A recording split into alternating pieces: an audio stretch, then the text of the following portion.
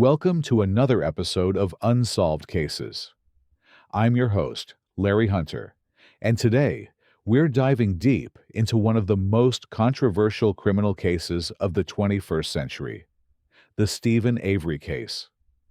What started as a missing person investigation in rural Wisconsin would become a labyrinth of evidence, accusations, and questions that continue to haunt the American justice system nearly 2 decades later. This isn't just another true crime story. This is a case where every piece of evidence seems to tell a different story, where the line between victim and perpetrator becomes increasingly blurred, and where the very foundations of forensic science are called into question. So settle in, because what you're about to hear will challenge everything you think you know about this case. Looking for a deep dive into the shadows of justice? Scoob presents Unsolved Cases, a sharp, binge-worthy podcast that unpacks the most puzzling criminal mysteries, like the Steven Avery case, John Benet Ramsey case, and more. Twists, doubts, and a justice system on trial. This is more than true crime. It's a reckoning. Short episodes, big questions. Scoob is your new go-to for cases that won't let you go. Welcome to Scoob, your AI-powered podcast platform, with over 100,000 minutes of gripping content and a community of 50,000 true crime fans across the USA. Ready to question everything you thought you knew about guilt and innocence. Let's begin with the early events that set the stage for the tangled case of Steven Avery. November 5th, 2005. A crisp autumn day in Manitowoc County, Wisconsin. Members of a volunteer search party are combing through the sprawling Avery salvage yard, looking for any trace of Teresa Halbach, a 25-year-old photographer who had vanished without a trace. What they discovered at the periphery of that salvage yard would set off one of the most intricate criminal investigations in Wisconsin's history. There it was, Teresa's blue Toyota RAV4, sitting like a metallic tomb, roughly 10 miles from Manitowoc. But this wasn't just a missing person case anymore. This was about to become something much darker, much more complex. When investigators opened that vehicle, they found something that would seemingly seal Steven Avery's fate. His blood. Not just a drop or two, but strategically placed evidence that would form the backbone of the prosecution's case. A smear of Avery's blood decorated the driver's side instrument panel. More blood adorned the doorframe. On the front passenger seat, a CD case bore the crimson signature of Avery's DNA. But here's where it gets interesting. And this is crucial to understanding everything that follows. The blood wasn't everywhere you'd expect it to be. If Steven Avery had been bleeding from a cut on his middle finger while driving this vehicle, wouldn't you expect to see blood on the steering wheel? On the gear shift? On the driver's seat? The absence of blood in these logical locations would later become a cornerstone of doubt in this case. Following Brendan Dassey's confession on March 1st, 2006, a confession that itself would become a source of tremendous controversy, investigators found Avery's DNA on the hood latch of the RAV4. The pieces seemed to be falling into place for law enforcement, but they were also creating a puzzle that wouldn't quite fit together for those looking closer. November 9th, 2005. Just days after Teresa disappeared, police documented a cut on Avery's hand. Convenient timing, some would say. That same day brought another crucial discovery, the RAV4's ignition key, complete with its blue fob, lying next to a cabinet in Avery's bedroom. According to investigators, this key had somehow dislodged from a hidden location when the bookcase paneling separated from its frame during their search. Think about that for a moment. In a bedroom that had been searched multiple times, this key suddenly appears after the furniture is moved. It's either the kind of coincidence that makes you believe in divine intervention, or it's something else entirely. To understand what happened on October 31st, 2005, we need to rewind the clock 3 weeks earlier to October 10th. This date would prove to be far more significant than anyone initially realized.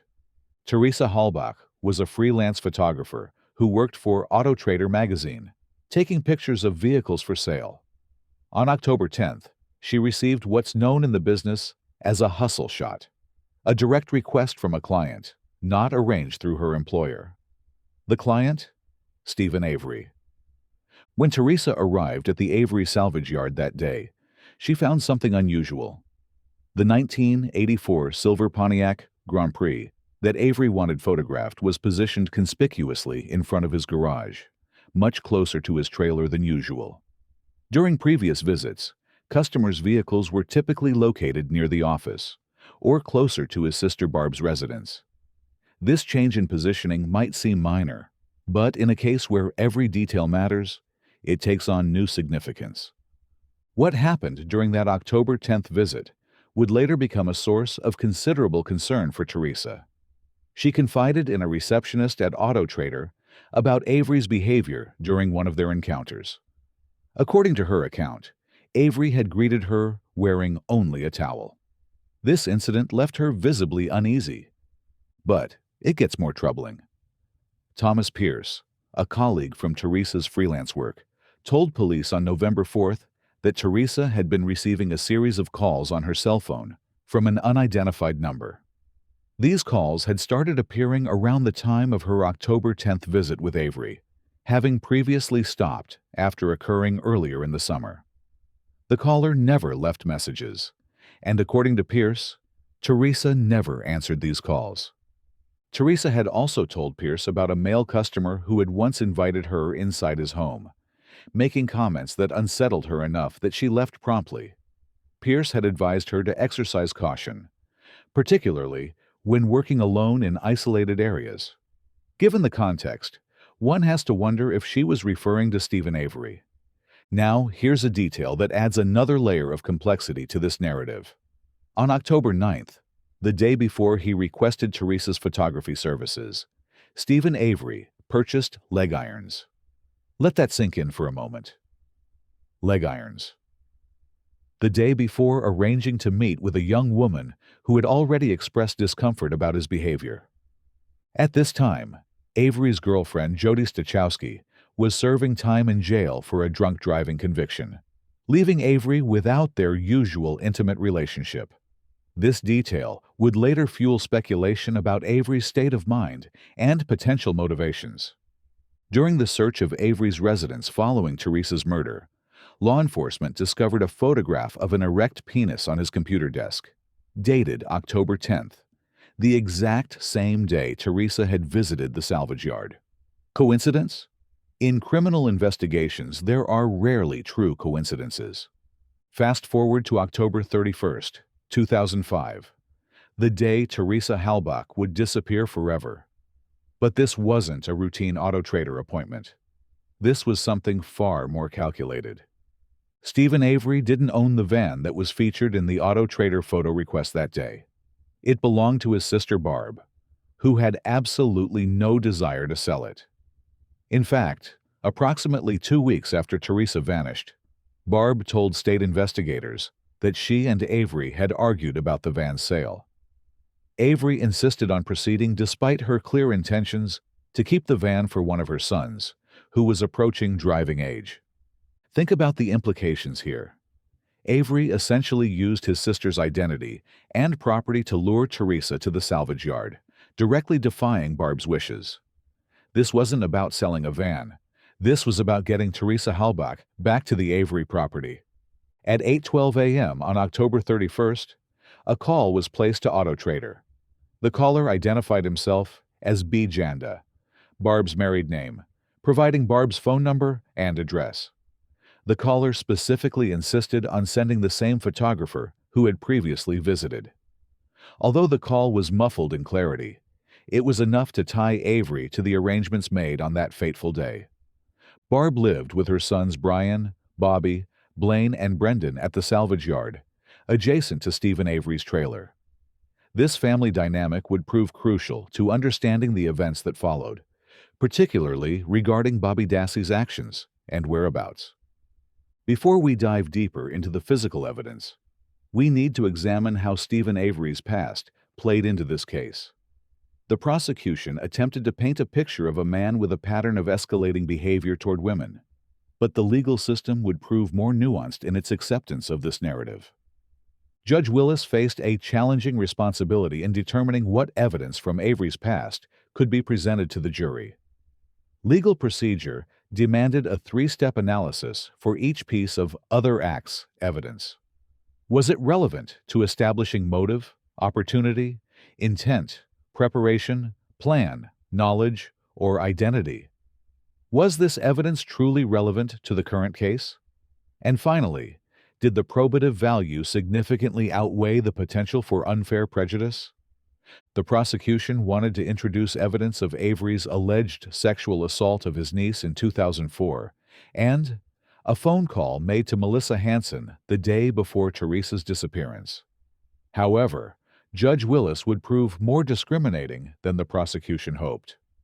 Regarding the niece's allegations, Judge Willis determined that this evidence bore no direct correlation to the current charges. The niece was both a family relation and an acquaintance, contrasting sharply with Teresa Halbach, who was a business contact. More importantly, the alleged assault of the niece did not result in murder, making the comparison problematic. The judge concluded that any potential probative value would be overwhelmingly overshadowed by prejudicial implications, deeming the evidence inadmissible.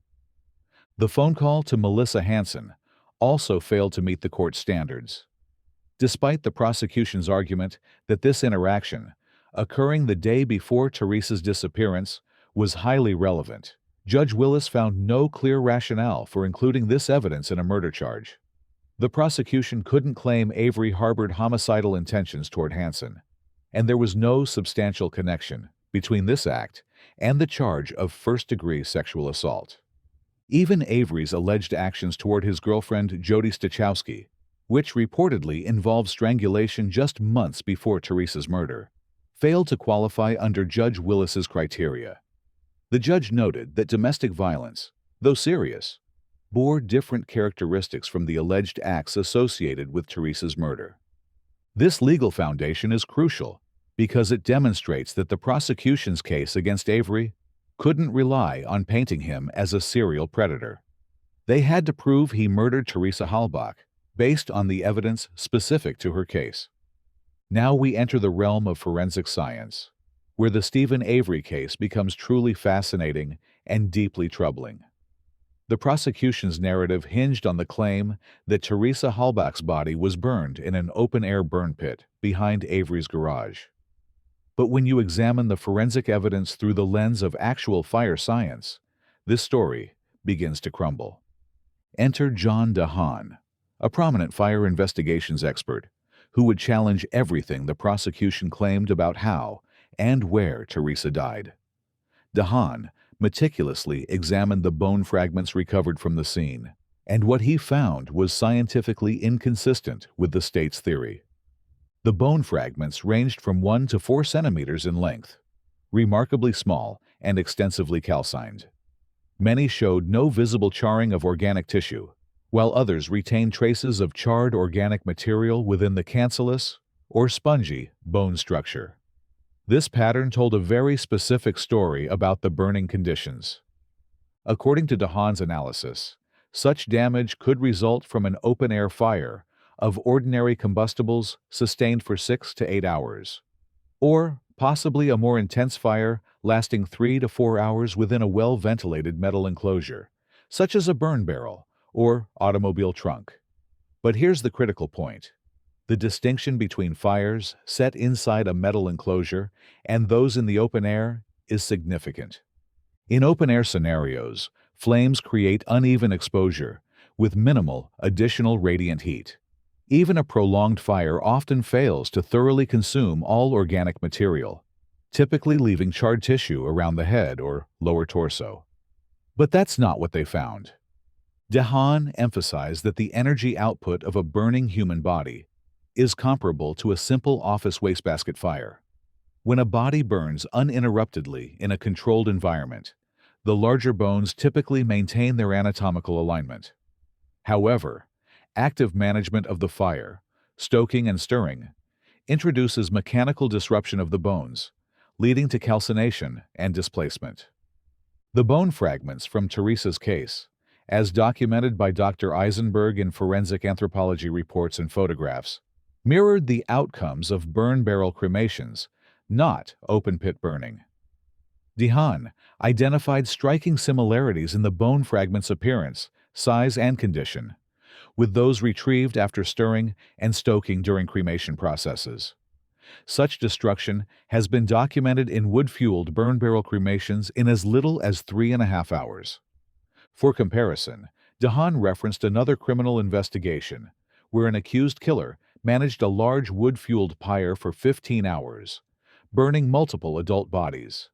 Even in that extreme case, sizable bones had to be crushed with rocks and wood clubs, and identifiable body parts that resisted the fire were disposed of in a river. The smaller fragments recovered shared similar attributes to those in Teresa's case. Based on this analysis, DeHaan reached a startling conclusion. Teresa Halbach's body was likely not burned in the open-air burn pit associated with Steven Avery's property.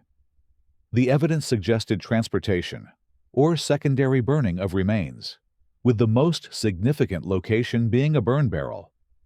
DeHaan was so confident in his findings that he signed a sworn court affidavit, affirming his belief that the primary burning did not occur in the burn pit.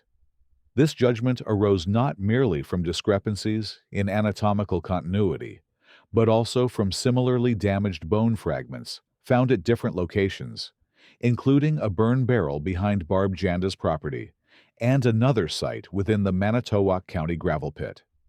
The discovery of bones inside Bobby Dassey's burn barrel particularly supported the notion of remains being transferred to the burn pit rather than originating there.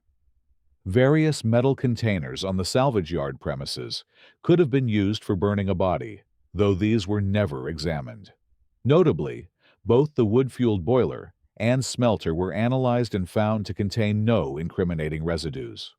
DeHaan risked his professional reputation by opposing the conventional narrative upheld by Wisconsin authorities, challenging the conclusions that led to a conviction based on Avery's backyard burn pit being the primary scene of cremation. If the burn evidence was problematic for the prosecution, the blood evidence was equally troubling.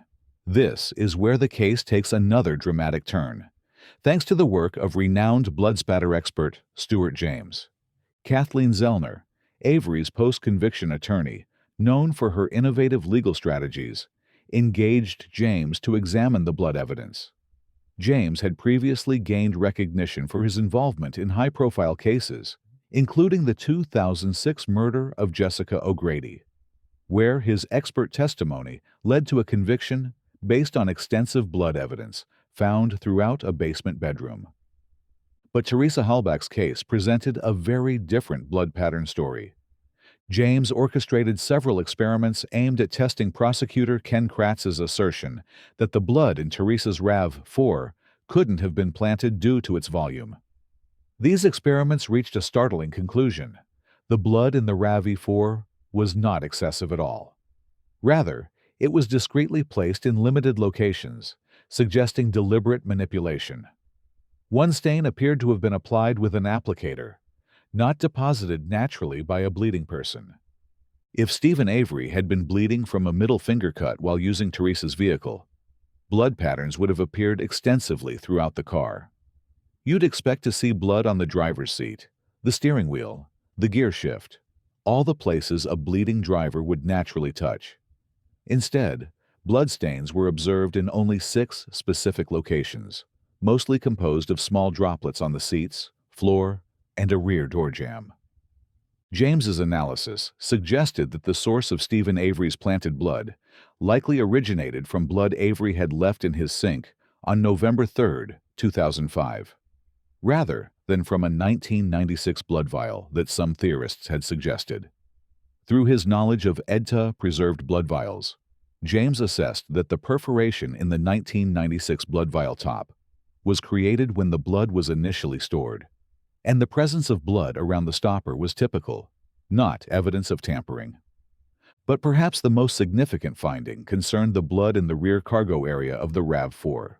During Avery's trial, prosecutor Ken Kratz hypothesized that this blood resulted from Avery moving Teresa's deceased body into the cargo area. James's thorough crime scene reconstruction completely contradicted this theory. Instead, James concluded that the blood spatter on the rear cargo door occurred when Teresa was struck with a blunt object, similar to a hammer or mallet, as she lay on the ground after the cargo door was opened. This represented a completely different sequence of events than what the prosecution presented. James also critiqued the testimony of the state's expert, Nick Stalkey, who erroneously suggested that blood was projected onto the rear cargo door from Teresa's hair after she had been shot and thrown into the vehicle. Through controlled simulations, James demonstrated that Stalkey's interpretation was scientifically inaccurate. The experiments conducted under James's direction portrayed this scenario. Teresa was struck on the head after opening the rear cargo door, causing her to collapse beside the vehicle's rear bumper on the driver's side. Once down, she suffered additional blows from an implement resembling a hammer or mallet. This forensic reconstruction suggested that Teresa Halbach was attacked at her vehicle, not in Steven Avery's garage as the prosecution claimed, and that the blood evidence had been selectively placed rather than naturally deposited. Among all the evidence in the Steven Avery case, perhaps none is more controversial than bullet fragment FL, a piece of evidence that the prosecution claimed definitively linked Avery to Teresa's murder, but which forensic science would reveal told a very different story. On May 23, 2017, this bullet was personally delivered by Wisconsin DOJ Special Agent Jeff Wish to Microtrace Laboratory in Elgin, Illinois. Microtrace, equipped with one of the most advanced microscopes available, would conduct an analysis that would shake the foundation of the prosecution's case.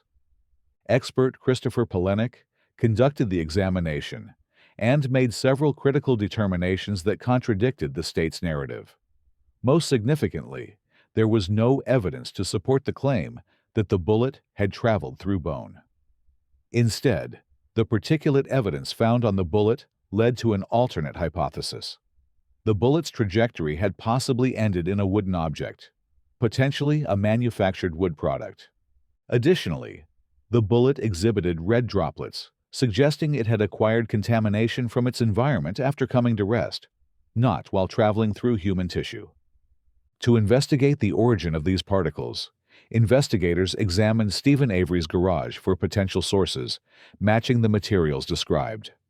They found two possible sources: a particle board showing bullet holes with red-painted surfaces, matching the garage's red paint, and a ladder also stored in the garage.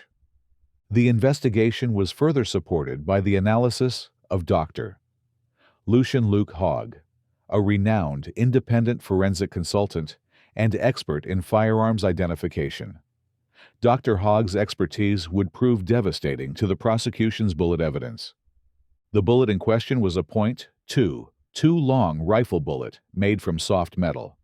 If it had indeed been fired through Teresa Halbach's skull, as the prosecution claimed, it should have retained bone fragments.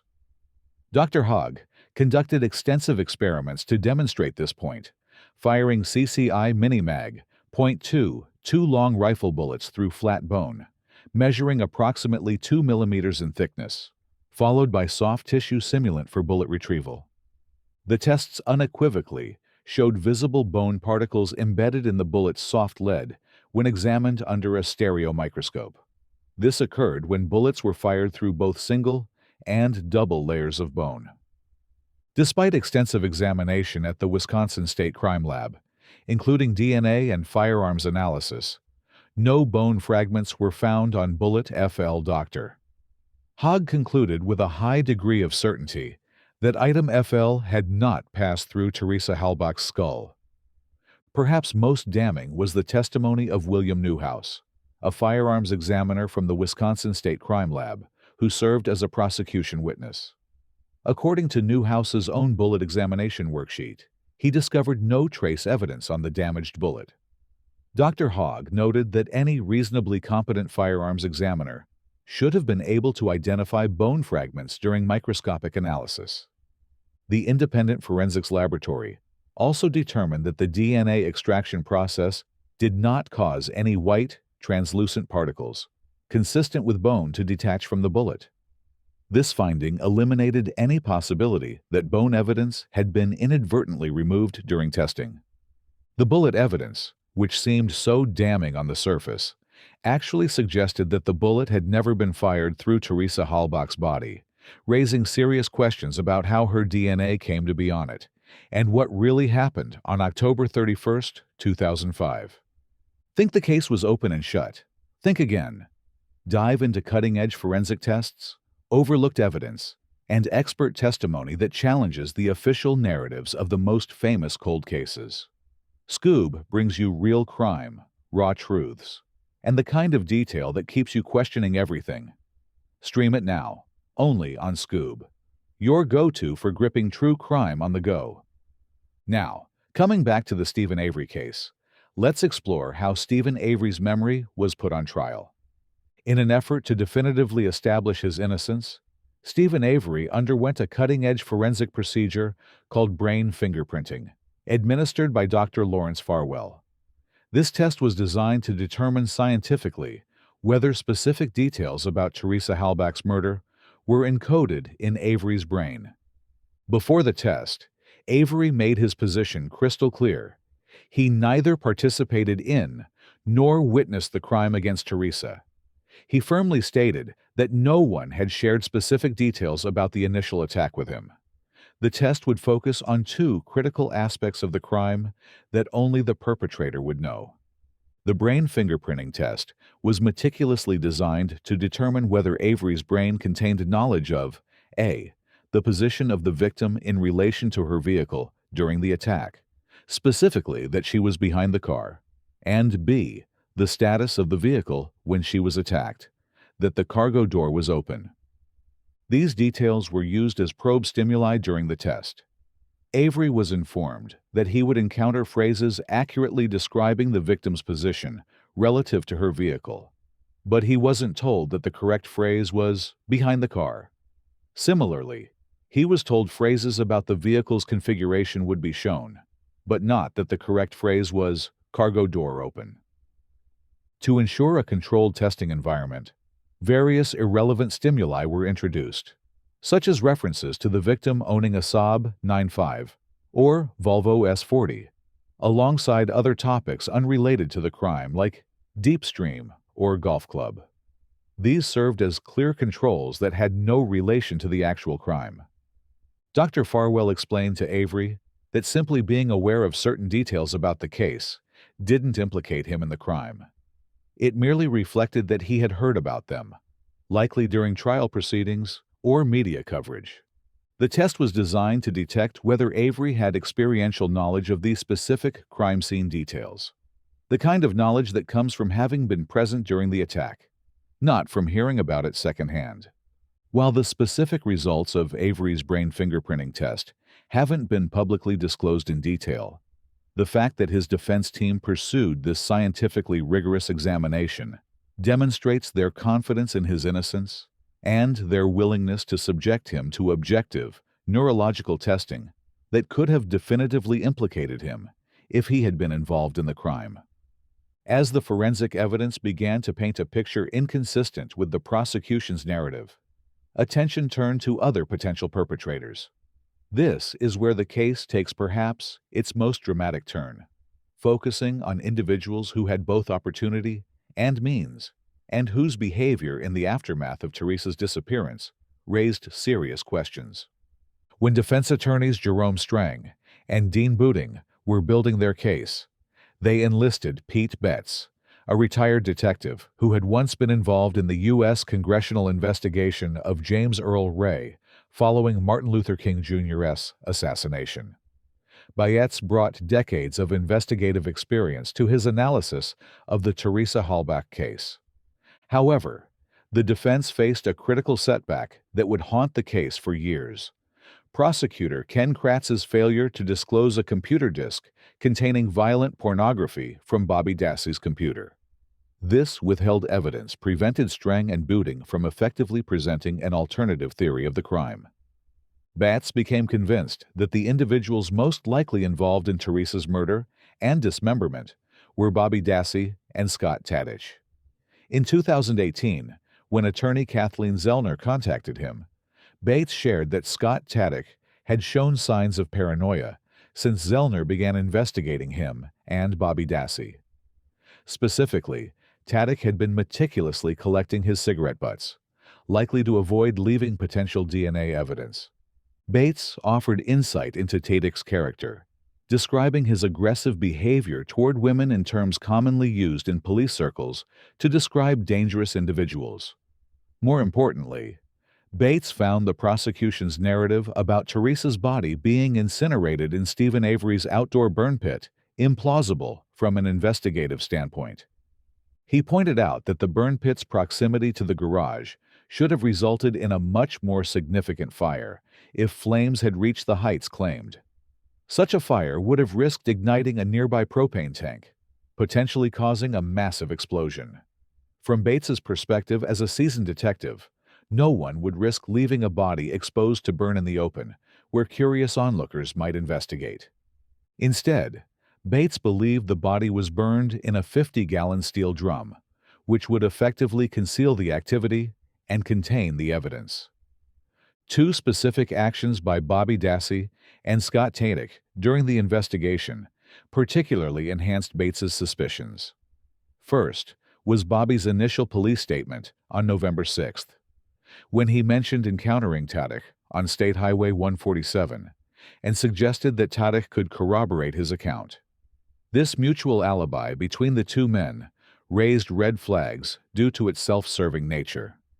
Bates also noted that the killer had dismembered Teresa Halbach's body, a task he described as extraordinarily messy and gruesome.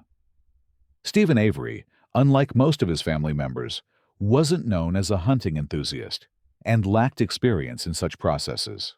Conversely, both Bobby Dassey and Scott Tadych were avid hunters, well-versed in butchering animal carcasses, making them more likely candidates for this aspect of the crime. The discovery of Teresa's bones at the bottom of Bobby Dassey's burn barrel provided additional evidence supporting Bates's theory. While he suspected police had engaged in evidence planting throughout Avery's case, he disagreed with the idea that bones in Avery's burn pit were placed there by law enforcement. He based this partly on the presence of Bear, Avery's aggressive guard dog, who would have reacted violently to strangers approaching the property. Bates theorized that Teresa's bones were transported under cover of night from Bobby's location and dumped into Avery's burn pit, with Bobby failing to dispose of all remnants and leaving some bones in his burn barrel, which were later seized by deputies on November 6th. One of the most intriguing aspects of the alternative theory involves Bobby Dassey's actions immediately following Teresa's disappearance. According to investigative analysis, Bobby engaged in behavior that seemed specifically designed to provide cover for potential blood evidence in his garage.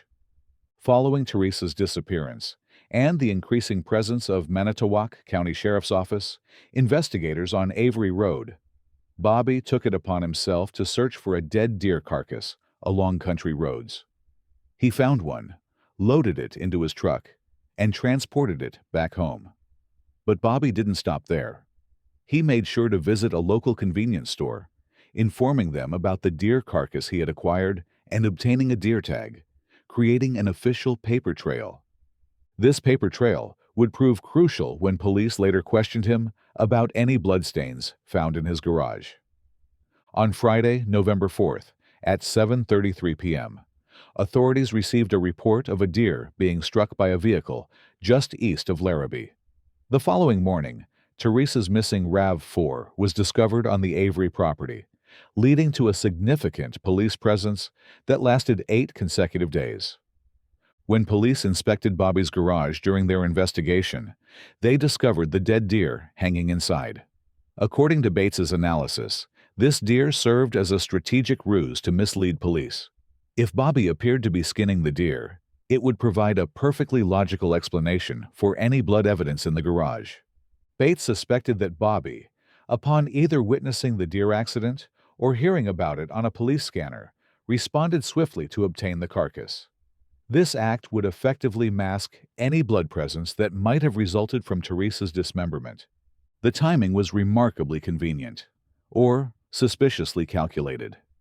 The deer incident occurred just as the police investigation was intensifying, and Bobby's immediate response to secure the carcass and obtain proper documentation suggested advanced planning rather than opportunistic behavior. During the investigation, the Dassey family informed police about legally removing the deer from the road, presenting the tag obtained from the local store to legitimize their possession. The documentation was thorough and complete, exactly what you'd expect from someone who had thought through the implications of having blood evidence in their garage during a murder investigation. As Bates noted, this represented meticulous planning to safeguard against scrutiny, establishing a contingency plan that would provide an innocent explanation for blood evidence that might otherwise be incriminating. The deer carcass incident illustrates the kind of forward-thinking behavior you'd expect from someone who knew they might need to explain away forensic evidence, not the actions of an innocent person who happened to find roadkill during a murder investigation. Perhaps the most disturbing evidence to emerge in the Steven Avery case came not from the original investigation, but from forensic computer analysis conducted more than a decade later. This evidence was so significant that it could have changed the entire trajectory of the original trial, if it had been available. Gary Hunt, a senior forensic examiner at Q Discovery and certified computer expert, conducted a comprehensive analysis of the desktop computer located in Bobby Dassey's bedroom. What he discovered was deeply troubling and had remained hidden for over 12 years. Someone had been hired by Barb to erase sensitive data from the computer, and while they had been effective, they hadn't achieved complete success. Hunt's advanced forensic techniques were able to recover what had been deliberately hidden. The technology available during the original 2006 investigation was primitive compared to what Hunt had access to in 2017. The original investigation used in case Forensic Toolkit, FTK, and X-Ways, tools that have since evolved considerably. More importantly, the Internet Evidence Finder, IEF, crucial for web activity analysis, wasn't even available until March 22, 2009. Hunt's analysis relied heavily on this advanced web activity analysis capability. What Hunt discovered on Bobby Dassey's computer was shocking. There was only one user account, titled HP Owner, which had conducted internet searches for deeply disturbing content. The search terms included teen pussy, 11-year-old sex, 12-year-old sex, 15-year-old girl naked, preteen boobs, and numerous other searches involving underage and exploitative content. But the searches weren't limited to child exploitation material. They also included violent and morbid imagery searches, such as deceased girls, gun to head, and knife goes through skin. These searches painted a picture of someone fascinated by violence against women and girls. At the time these searches were conducted, Bobby Dassey was 19 years old and employed at a metal processing plant in Manitowoc for the night shift, working from 10 p.m. to 6 a.m. This work schedule is crucial because it placed him at home during the day when many of these searches occurred. Perhaps most significantly, Hunt managed to recover 2 pictures from the computer's unallocated space, digital fragments that someone had tried to permanently delete. One image depicted Teresa Halbach alongside Steven Avery, while the other was solely of Teresa Halbach herself. The implications of these discoveries are staggering. Here was a young man with documented interests in violence against women and underage sexual content, who had saved images of the murder victim on his computer. This evidence had remained hidden for over 12 years, unavailable to Avery's original defense attorneys, and unknown to the creators of the original Making a Murderer documentary. This computer evidence represents one of the most significant pieces of information to emerge in the post-conviction investigation. It provides insight into Bobby Dassey's mindset and interests that directly relates to the crimes against Teresa Halbach. The fact that this evidence was either overlooked or deliberately concealed during the original investigation raises serious questions about the thoroughness and integrity of that investigation. The discovery also demonstrates how evolving forensic technology can uncover evidence that was previously inaccessible, potentially changing our understanding of crimes that occurred before these advanced techniques were available. To fully understand the Steven Avery case, we must examine the context of his previous wrongful conviction, a case that demonstrates how tunnel vision and investigative misconduct can lead to devastating miscarriages of justice. Nearly a year after Steven Avery's exoneration for a rape he didn't commit, the civil lawsuit he filed against Manitowoc County proceeded to depositions. The lawsuit, seeking $36 million in damages, named former District Attorney Dennis Vogel and former Sheriff Tom Kukurek as defendants, both personally and in their official capacities. During these depositions, conducted at a prominent Milwaukee law firm, a crucial piece of evidence emerged that illuminated the depth of the original investigative failure. Walt Kelly, one of Avery's attorneys, known for his assertive questioning style, led the examination that would reveal just how badly the system had failed.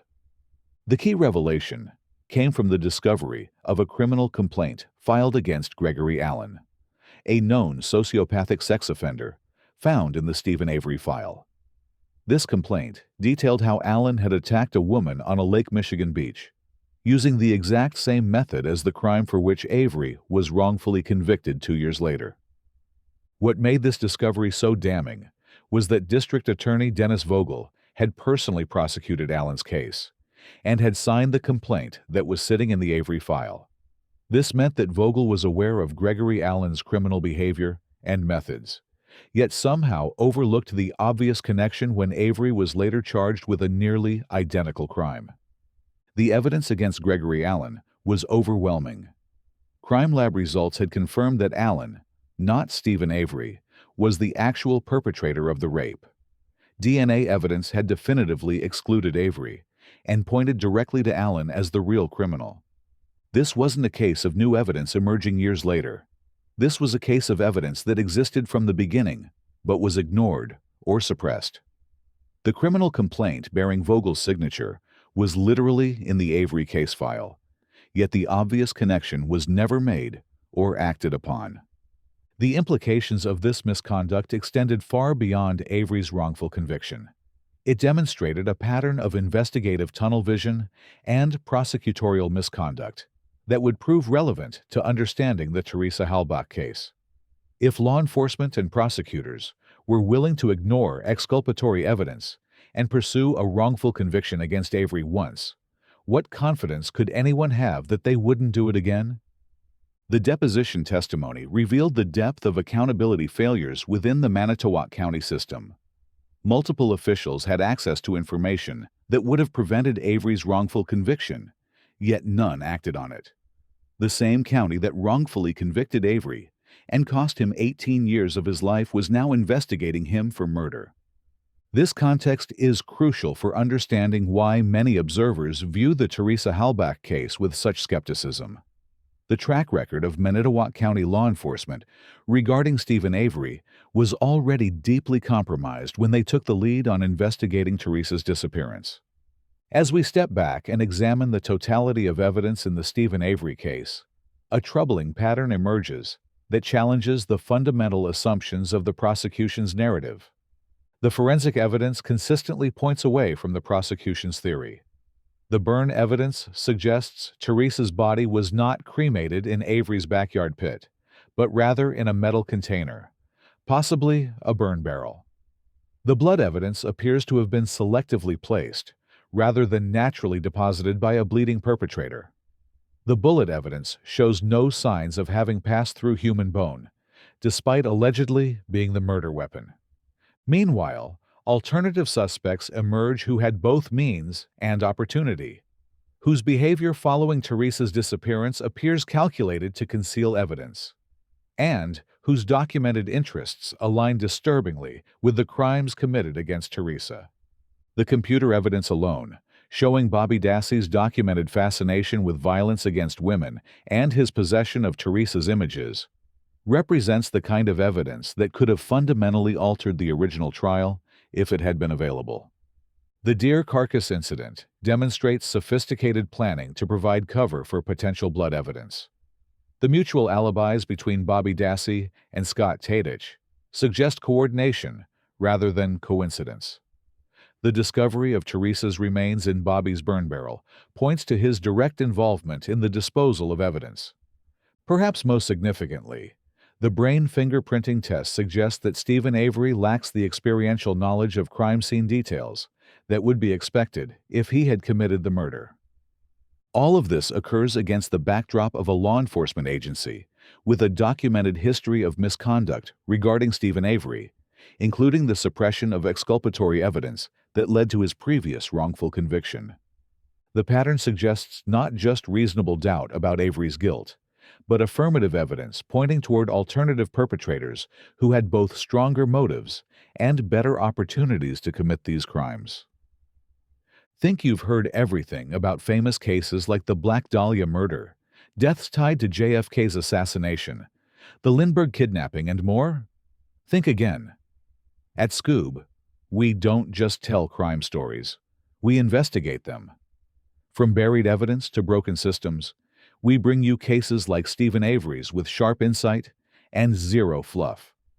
If you're searching for truth beyond headlines, Scoob is your next obsession. Unfiltered, unsolved, unmissable.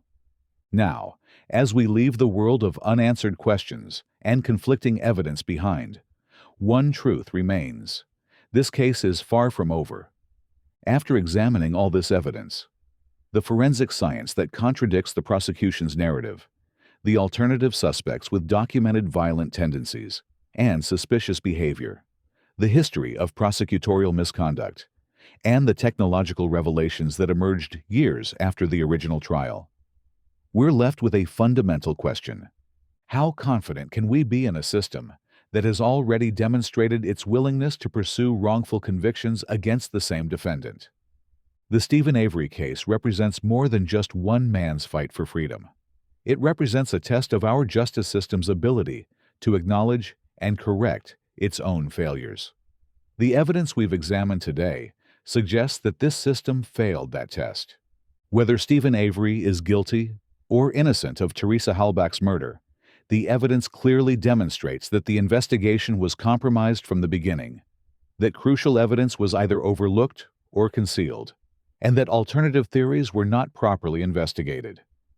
In a system where the burden of proof rests on the prosecution to prove guilt beyond a reasonable doubt, the evidence we've examined today should give any reasonable person pause. The forensic science contradicts the official narrative. The behavioral evidence points toward alternative suspects, and the technological revelations that emerged years later provide disturbing insights that were unavailable during the original trial.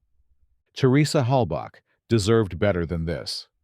She deserved an investigation that followed the evidence wherever it led, rather than one that seemed determined to confirm preconceived conclusions. Steven Avery deserved better than this. He deserved a fair investigation free from the bias created by his previous wrongful conviction. And we, as a society that depends on the integrity of our justice system, deserve better than this. We deserve to know what really happened on October 31st, 2005, based on where the evidence actually leads, not where investigators wanted it to lead. The Steven Avery case continues to evolve as new evidence emerges and new forensic techniques become available. But one thing remains constant: the obligation of our justice system to seek truth rather than merely seek convictions. Until that standard is met, the questions surrounding Teresa Halbach's murder will continue to haunt not just Steven Avery, but our entire system of justice.